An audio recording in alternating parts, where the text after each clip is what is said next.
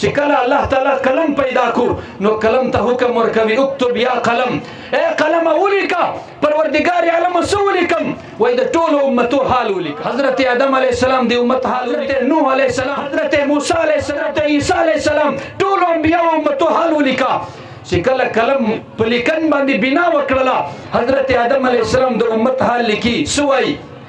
امت آدم سوای وای من اطاع الله ادخله الجنه پروردگار عالم حضرت آدم علیہ السلام امت کا اطاعت کی تب جنت ورکے تا اطاعت کی فرمانبرداری دیو کی جنت میں ورکے پہ انعام کی ومن عصى الله ادخله النار کچریستانہ فرمانی تب بیا جہنم تا چوي دوزخ تا بیا چوي اور تا بیا چوي حضرت نوح علیہ السلام د امت ور راوي امت نوح سوای من اطاع الله ادخله الجنه ومن عصى الله ادخله النار پروردگار عالم کا اطاعت کی جنت میں ورکے نافرمانی کی جہنم تا بیا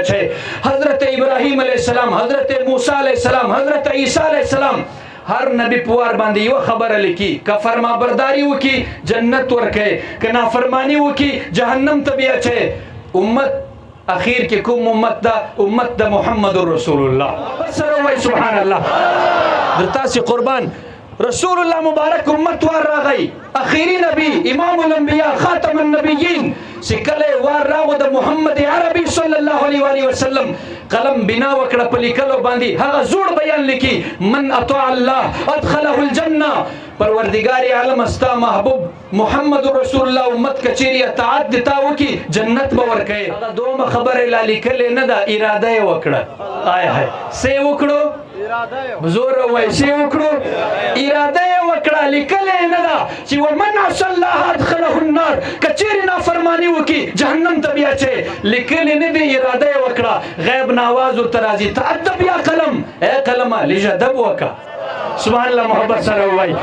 اے کلمه لږ ادب وکړه داسې لیکې قلم بېهوش راغو په باندې پرېوتوی زر کاله بېهوشه پروت ده چې کله په هوش کې راغو راپورته سوی پروردګار عالم ورته وایي کلمه امت ته محمد رسول الله د حال یې ولیکه یا ته ووایه څه ولیکم وایي اول خبره ولیکه من اطاع الله ادخله الجنه که اطاعت فرمانبرداري وکړي جنت به ورکوم او بل خبر ملکا سولکم وای امت مذنبه ورب غفور وای داولکا امت خو گناهگار ده خو رب بخشنهار ده امت خو گناهگار ده بشک چې گناهگار ده چې کله نسبت زماله محبوب سره سوی اوس د دې گناهګاری ته وګورم کده محبوب یاری ته وګورم